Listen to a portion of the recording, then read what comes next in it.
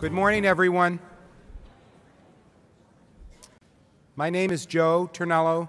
I'm also known as the guy who sent you all those emails. As of this morning, we have about 1,200 people who are registered for this event, and it's really quite a testimonial to the incredible speakers that we were able to attract. And the event itself has been created solely on the feedback from all of you from last year's event. So you asked for more keynotes, we have more keynotes. You asked for debates, we have debates. We have interviews. It is an amazing program, and so thank you so much for your feedback. Be sure to give us your feedback at the end of this event as we plan for Symposium 2012. We have an exhibit hall at the far end, near where the registration area was in the Georgian room, with approximately 60 exhibitors. Be sure to stop by and talk with people there. I'm going to be here all day at the podium or just off stage, and if we can help you in any way, let us know. And you'll be hearing from me about some other possibilities to keep in touch during the year, so more emails from me. And so with that, my primary responsibility here is simply to help transition. There'll be enough interesting speaking that you don't really need to hear much from me, other than for me to express my heartfelt appreciation for all of you for taking time out of your day, out of your work week, to be here today and be here tomorrow. Thank you so much. So I think that I might be just a few minutes early, but that's okay. That will give us 5 more minutes to hear from Dr. Brent James from Intermountain. You've read all about him, I'm sure, from my emails and otherwise. We're really, really privileged to have him with us, and I want to welcome him on stage now. Thank you very much. Thank you, Joe. My pleasure and honor. Thank you. Thank you. It's a delight to be with you this morning. It's an interesting format. When I'm teaching this at home, I usually take about a full day. They've given me 20 minutes. I was just commenting to some of the other speakers how much that improves the quality of your presentation, but how much more time it takes to prepare. I want to make 5 main points to you today. Point number 1, to kick us off, about 100 years ago, around the turn of the 19th century, our professional progenitors created a new era and established the foundation for how we practice medicine today. They did a series of things. They generated the way that we train residents in medicine and nursing, train up the next generation. They established an ethic of personal excellence as the basis for how we behave professionally. The big one, they adopted the scientific method. Allopathic healing professions adopted the scientific method as a basis for how we know what we know. And it's borne truly wonderful fruit since. And they gave us our current organizational structure for care delivery. When they did that, it put the healing professions on a fundamentally new trajectory. The best way I know to say it, we routinely achieve miracles. It's easy to make the case on the evidence that people living today, regardless of insurance status, get better health care and better health than any previous generation of human beings living on this planet. The poorest of the poor do better than the richest of the rich, even one generation ago. The evidence is overwhelming. One simple way to look at it, a child born in 1900 in the United States had life expectancy of 49 years. A child born 100 years later, in 2000, 77 years, slightly higher now. It's a gain of 28 years against a base of 49 years. We fundamentally redefined what it meant to be a human being. The first thing you need to know is that we routinely achieve miracles. The second point that you need to know, despite the fact that we routinely achieve miracles, we fall short of our theoretic potential. It takes the form of variation. variation in clinical practice in various forms. Careful evidence review shows 5 major criteria, 5 major factors or areas within it. The first is just simple geographic variation. Jack Gwenberg up at Dartmouth, of course, is the person who's credited with small area geographic variation analysis. The trouble is that the care is so different from one community to another that it's pretty much impossible that all Americans, even with full access to care, are getting good care.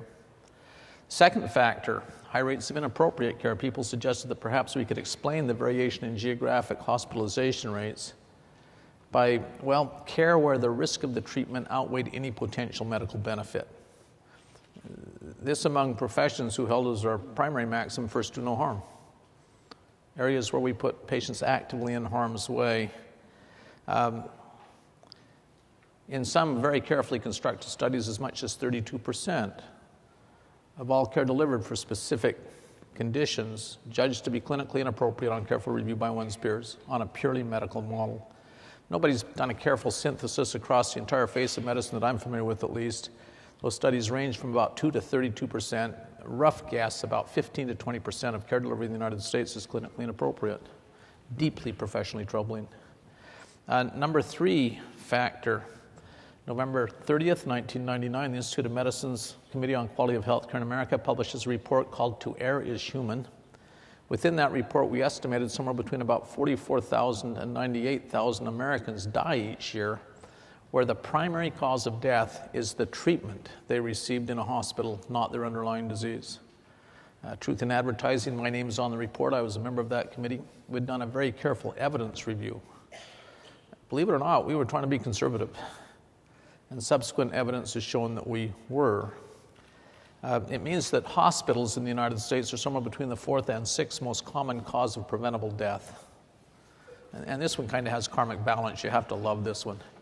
The idea of a hospital is a major public health problem, because technically we are. Number 4 on the list, we have some areas where we have hard evidence of benefit, good science. They tend to be non-controversial. When people have carefully investigated those practices, we find that we manage to execute correctly. Well, for adults, Beth McGlynn from RAND showed in a nice New England Journal of Medicine article, we manage to execute correctly 55% of the time. For children, 46% of the time. Now, that's better than 0. The appropriate comparative statistic is 0. Without a healthcare delivery system, the number would be 0. It raises an interesting issue, though. If we can routinely achieve miracles for the general population, we average 3.5 years additional life expectancy for every member of American society on average. That's an average, some decades of life gain, others not so much. 3.5 years per person, though. If we can achieve those sorts of miracles, doing it correctly 55% of the time, what kind of benefit could we supply if we could do it correctly? You pick a number, something close to 100%, 95% of the time, 98% of the time. So our potential is quite large to do much, much better if we could execute consistently across the system of care delivery. The 5th thing on the list is perhaps one of the most interesting in today's political environment. A few years ago, a colleague and I got a little AHRQ grant to apply Deming-style quality models to waste in healthcare. It's a unique way of looking at waste, non-value adding. From a patient's perspective, we conservatively estimated that at least half of all resources expended on healthcare in the United States today is technically waste from a patient's perspective. That's half of a $2.8 trillion per year budget. When President Barack Obama says that the key to the United States economy is healthcare, he is technically correct. If we were able to somehow address that waste as a profession, this country would not be suffering a financial crisis right now. It's likely to worsen around healthcare issues over the next 5 to 10 years. Now, a quick point in passing. While most of the research on these topics were done here in the United States, we have some body of evidence from other countries. If we were to go, for example, to Canada, same list. If we were to go to Australia, same list. If we were to go to countries in Europe, Great Britain, Sweden, my personal favorite, Germany, Netherlands, Italy, France, same list. Turns out these problems are not unique to the United States in any way, shape, or form. They're endemic within the current practice of modern medicine within the free first world. Well, next point, point number 3, we, from the same evidence base, are able to discover the source of those shortfalls against opportunity, I guess, is one way to say it. It's a head-on collision of two factors.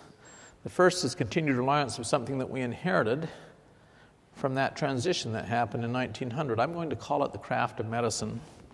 What it came up against was a second thing that we inherited from 100 years ago, a very good thing. 100 years of science that massively improved our understanding of the human organism and health and disease and gave us literally thousands of ways that we could intervene to change a patient's future. 100 years of science made medicine massively complex. The term of art that emerges in that literature is called clinical uncertainty. And of course, this happens in the context of payment mechanisms that encourage utilization. We're paid more to do more. We're actually paid more when we harm our patients. To the extent that payment systems represent social values, strong social values to harm people and do unnecessary care at the extreme. And that's not a completely, at least, inappropriate statement. Craft of medicine, it's the idea of personal excellence, that we commit as physicians to put patients first, that we draw on a massive knowledge base gained through well-formal training and experience in care. That's the basis for ethical clinical practice, you see. And for many years it functioned quite well. What it came up against, though, was that 100 years of science. A short summary. 4 major factors. Truth is, a few years ago, a colleague and I did a convenience sample of the variation literature, about 70 major articles that I happen to have in my office, the big famous ones. We dug through the discussion sections looking for the hypotheses that those investigators had conjectured to explain the variation in practice our studies had demonstrated. We found about 70 identifiably different potential sources of variation. These are the top 4 in terms of force and frequency of citation that had emerged in that literature. I claim some primacy because we did ours analytically, while other commentators did it on the basis of experience and observation. Number 1, if we're looking for best practice, it turns out we have evidence of best practice only about 15 to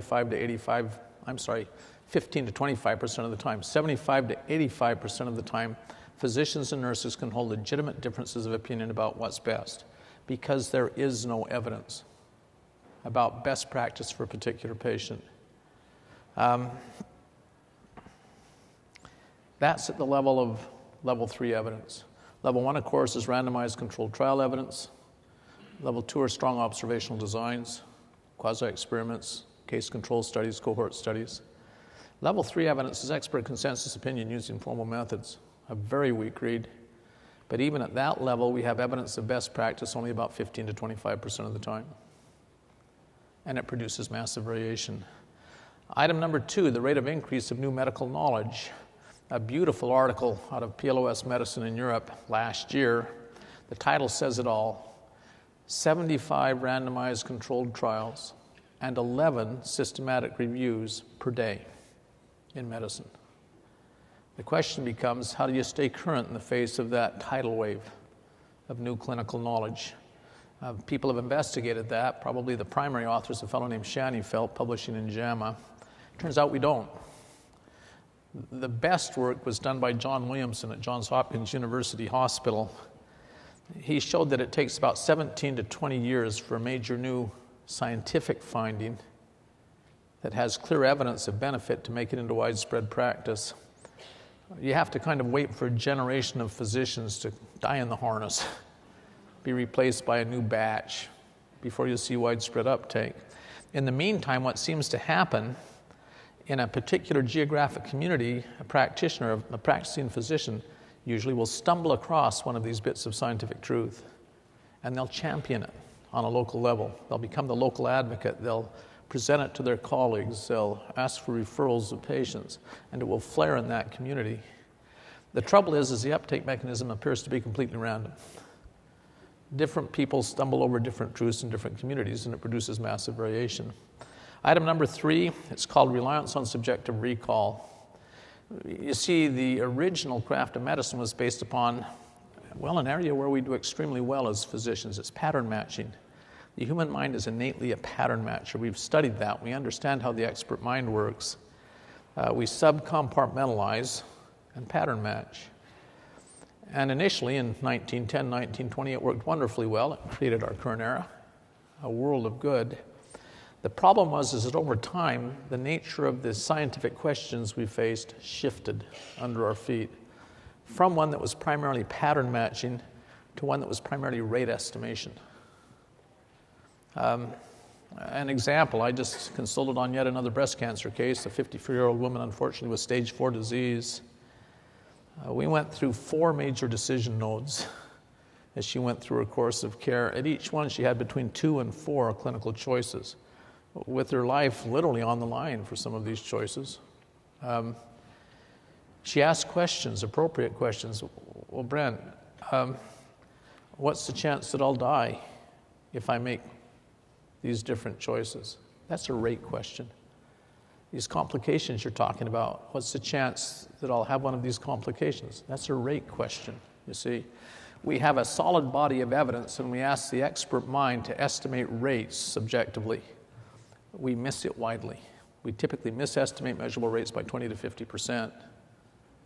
It tends to be very highly biased. We tend to think that we do much better than we do, lacking valid measurement. Now, what I know is if I give any physician valid measures, they will use them. It's just that in most circumstances, we don't supply that essential element. And we leave people where their only way ahead is to say, in my experience. When we know that relative to rates, that experience is significantly and consistently wrong. The last item, we first encountered it back in 1991 in our level 1 trauma unit at Intermountain. We were running a big randomized controlled trial of new therapy for something called acute respiratory distress syndrome. Control arm was ventilator management for these patients, and we started to address the question, was there variation in how expert clinicians in a major academic center set ventilators? We were able to demonstrate not just variation from physician to physician, we were able to demonstrate significant variation from the same attending physician morning to night on the same patient. The underlying source, it turns out there's a body of evidence in the educational psychology literature that talks about how many factors the expert mind can consider at one time when making a clinical decision. Title of the original article, 1956, Miller. The title says it all. The magic number 7 plus or minus 2. It's 5 to 9. When we counted up in the ICU for ventilator management, there were about 40 major classes of physiologic data that we should consider.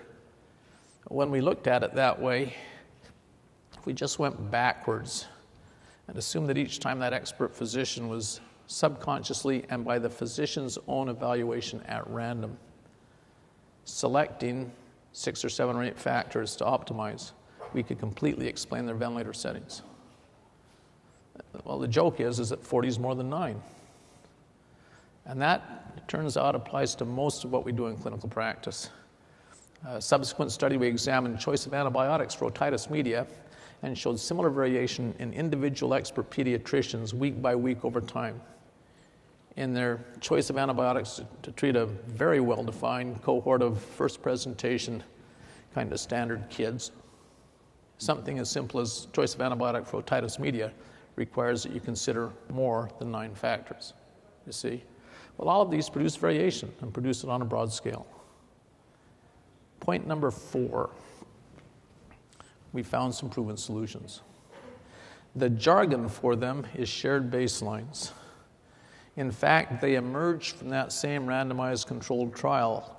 When we applied it in that trial, survival in patients with ARDS, the most serious subcomponent, ECMO entry criteria ARDS, improved from 9.5% to 44%. Cost of care fell by about 25%, from about $160,000 per case to about $120,000 per case. It turns out that it's an application called lean. in the quality literature. Mass customization, technically. Here's what you do. You pull together a true team, the physicians, the nurses, the pharmacists, therapists, technicians, the social workers, even the administrators. You sit down and hammer out an evidence-based best practice protocol. Now, I can make a scientific case quite easily that you can never write a protocol that perfectly fits any patient. It's relatively easy to show, with some very, very narrow, rare exceptions. In most circumstances, the patients come to us for care just vary more than you can really handle with a protocol. What you do with this evidence-based best practice guideline, therefore, you deploy it into clinical workflows rather than training the physicians and nurses, detailing them, putting them through grand rounds on it. You build it into the workflows so it's the automatic default. It just happens that way. I mean, don't touch anything. What you get is the evidence-based best care. But then the key step, here's how I say it to my colleagues at Intermountain. Ladies and gentlemen, it's not just that we allow or even that we encourage, we demand that you modify our shared baseline protocol based upon individual patient need. I have about 60 of these up and running. What I can tell you from measured experience around those 60 care processes, we'll average about 5 to 15% variance rate. It's extremely rare to find even a single case where you can follow 100%. Patients who come to us for care are just too different. 5 to 15% variance, we track the variances, we create a learning feedback loop and feed the variances and our outcome data back to the clinical teams. It's been associated with profound improvements in clinical outcomes, significant reductions in cost, and acceleration of our rate of improvement in terms of innovations within a care process.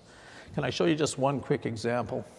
This is a recent one. Turns out the main cause of death in a modern U.S. hospital is sepsis. About half of sepsis cases in most hospitals come in through the ER. We built a shared baseline for this process. Sometimes they're called bundles. This slide shows compliance with the protocol, very aggressive. Initial identification, then treatment, starting in the ER, then transferring to an ICU. The blue line is compliance in the ER. The red line is compliance in the ICU. The yellow line is compliance across both settings. It goes from about 30% up to about 90%.